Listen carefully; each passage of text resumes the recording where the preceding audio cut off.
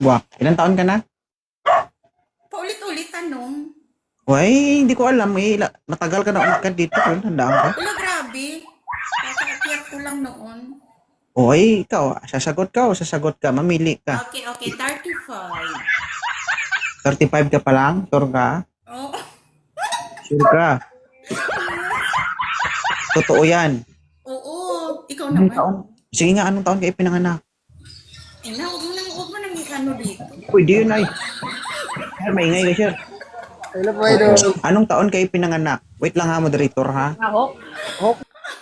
Sure ka, 35 ka.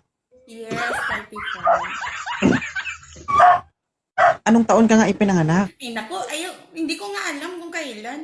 Ano ba nun? Hindi mo alam. Umidad ka ng 34, hindi mo alam kung kailan kayo pinanganak? Grabe to. Sabihin, sige na.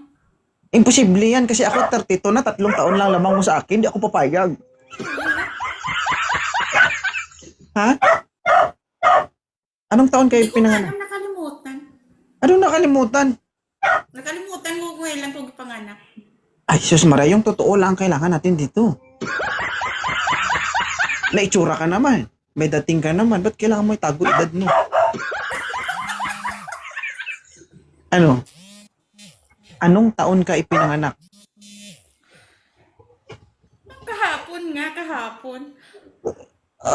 1 day old? Ha? Yun lang, ikaw naman. Baka naman ang dinideclare mo, 35 years old. Pag nabuksan yan, Diyos ko, pang 40 na yan. Yung totoo, ilang taon ka na? 35.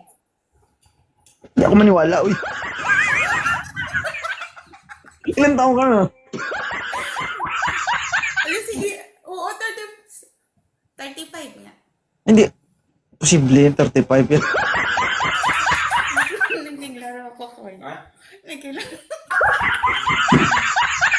Ilang taon ka na, yung totoo. Oo, ba paulit-ulit ng tanong. Anong taon kayo pinanganak? Nakalimutan ko nga.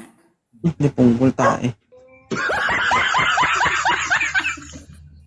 Magsalita ka ng totoo, magsalita ka ng totoo. Ilang taon ka na at anong taon kayo pinanganak? Nakalimutan ko nga kung kailan. Ay, bala ka dyan eh.